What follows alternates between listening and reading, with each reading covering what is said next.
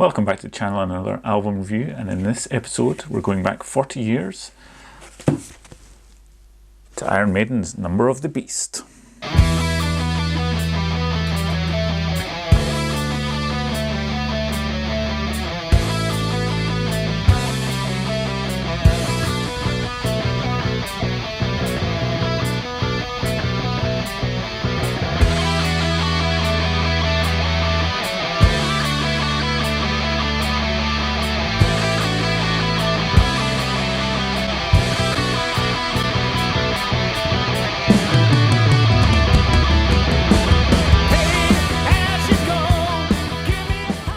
So those of you who have watched these videos before, you know I'm keeping a little leaderboard of all my album reviews. So there's not so many on it so far, but obviously this continues, there will be more. And if you stick around to the end of the episode, you'll see where the Number of the Beast ends up. And you can of course subscribe to the channel so you don't miss any more reviews. And you can find out about Vantage Point and listen to our music if you so wish. So obviously Number of the Beast came out 40 years ago in 1982. Here in the UK it went straight into number one, where it knocked the mighty Quo off the top of the charts. It's probably not the Quo's best album. I may review it at a later point and see where it goes. So yes, this is the album I had growing up. Vinyl copy. I've since got the, I think it was the 1998 remasters. I haven't got the recent ones. So anyway, the album kicks off with Invaders, and to me the song pretty much lifts off where Killers finishes. There's not a great deal of difference. Obviously the voice is different, but other than that it's just a kind of meat and potatoes and wobbum style song. And I think it's got a good beginning. The first highlight is those great bass fills at the start before the band are fully in, and then you get into the verse is real headbanging, and then the pre-chorus I really like with Clive Barr. He is a star on this album with but he's great drum hits after each vocal line. But then I think where this song's let down is the chorus, which means it doesn't score as highly as the other tracks. I'm just not keen on that do do do do do after Bruce sings the line and then it goes guitars and basically do do do do do. It's not horrendous, but it's not the best. But the solos are great after that, and there's a nice rhythm section under the solos, which is good. So it's a decent start to the album. I don't think it's definitely not. It's verging on a filler song. It's maybe slightly better than a filler, but maybe seems more like a filler just because everything else, or pretty much everything else, is so good. So after that we get into obviously Children of the Damned, which I think this is when you really hear the new Iron Maiden for the first time, unless of course you'd bought the single Run to the Hills beforehand. And but I think it really demonstrates they've moved up in class a bit with Dickinson and vocals. I mean, his emotive singing over the intro, and just amazing power he has in his voice during the first chorus. And again, Clive Barr's really good here. He's not just playing it straight, but he's accenting all the parts, and giving the listener, particularly people like me, the opportunity to play air drums, which is a favourite pastime of mine, particularly when listening to music, obviously. And they move into the heavier part of the song and the build up to the guitar solo. It's amazing. The vocals are just fantastic here. And then great solos by Smith and Murray. And then you've got the woes into the final chorus. It's a pretty amazing tune. And I think pretty much sets the standard for the rest of the album. And it's followed by obviously The Prisoner, which has got a great drum intro, and they go into it's a really good groove. And to be honest, I mean, there's always complaints about Maiden having too long songs, but that groove and those guitars at the start, just playing the before the kind of song starts to stop, I could just listen to for about 10 minutes round, just if they just put it on a loop. But obviously that probably wouldn't make for a great song, but it goes. So they do move on quite quickly into the main body of the song. And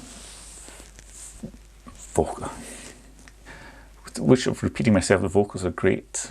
I particularly like the lines, "Now you see me, now you don't." And the bass runs under it are just great.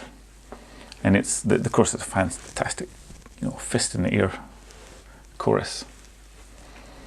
And the riff before the solo is really good, and it gives for a really good build up into the two solos before the final run round the chorus a couple of times. It's just another majestic song.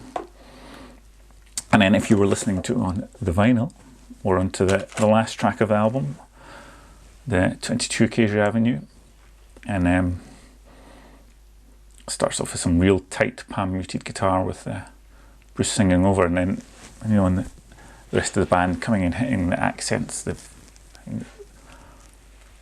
couldn't be any tighter. This is just a fantastic band playing this. And then and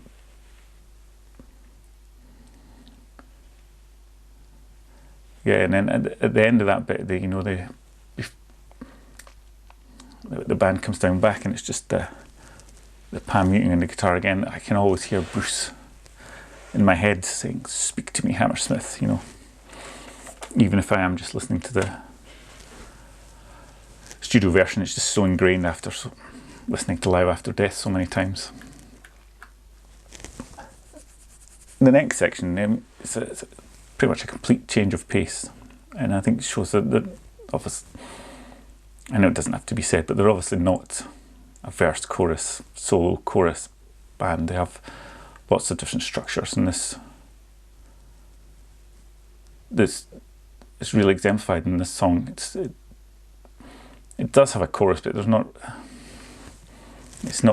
it's just in one small section of the song. It's not repeated ad im like in most songs. And then another bit for air drumming. I love the bit with the underscoring the vocals, which is again fantastic for air drumming. And before it goes into solo, which has a real change of pace. It's a right juxtaposition from the song that's what's gone before into the solo. It's quite melodic and a bit at odds with the track and the subject matter, which I guess it makes it quite sweet sounding. It's really quite impressive. And then obviously the song comes back up, and some more vocals, and then a more traditional sounding solos to play the song out.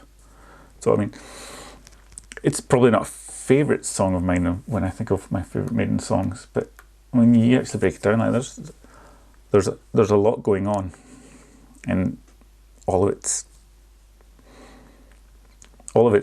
feels like it should be there and is needed. They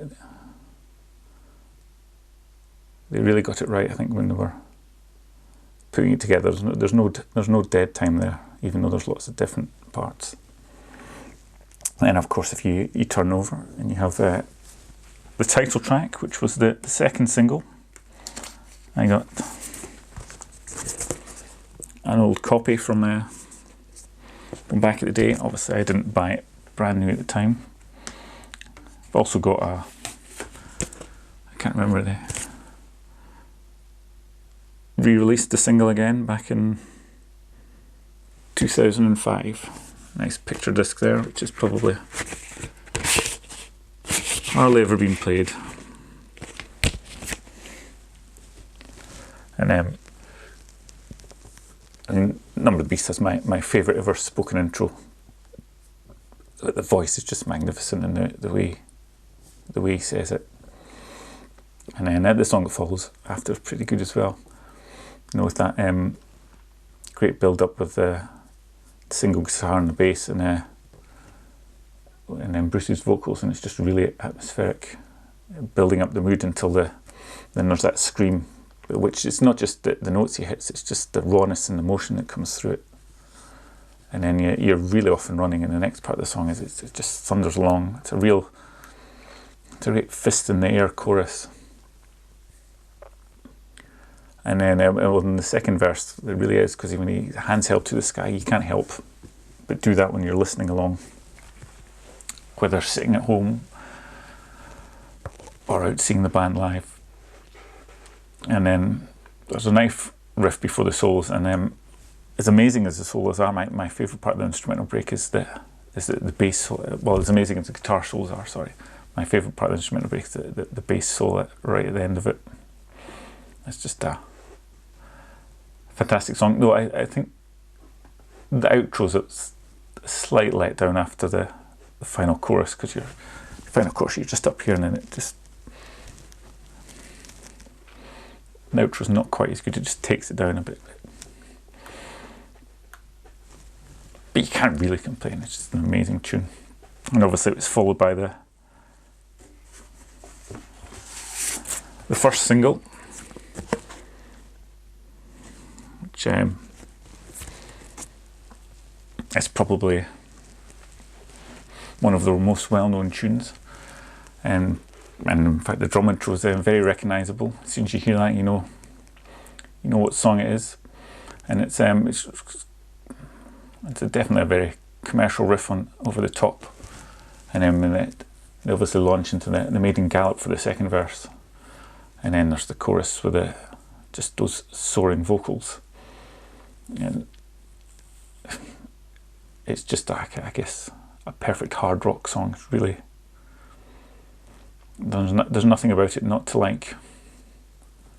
I suppose it's very simple and to the point, but just a great tune. What could you ask for? After that, though, we have Gangland, and it's a quandary. Is it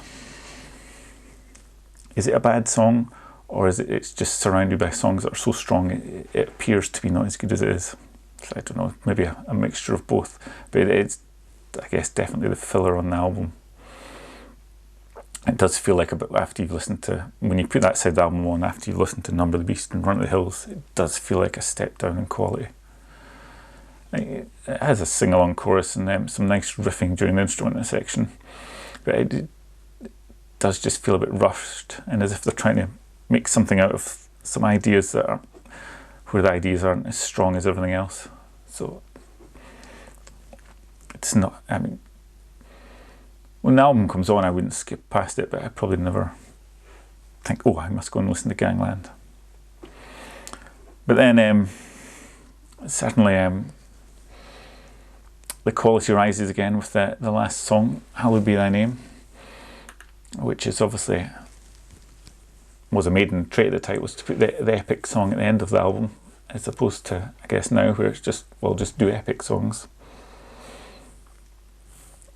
And I do generally, if I go to listen to it, put on the Live After Death version, though, I find that the dynamics just work better. The intro's slightly slower paced live, adding a bit more atmosphere, and then when they go into the second section, it's played a bit faster, which seems to give it a bit more impact. It seems to be the other way around on the studio. The race through the intro, and then when they go into the song proper, it's just a bit slower, which I think kind of makes it lose its impact somewhat, but not much. I mean, it's still amazing, amazing sounding song, the studio version. And I love the big bits in the beginning where the band stops and Bruce just sings through until the band comes up again. It just shows his amazing vocals. It just gives you so much energy. It's just amazing. And then, of course, after that, there's just riff after riff, which just, so many amazing riffs in that song, and it's just structured so well. It's an amazing end to the pretty amazing album. So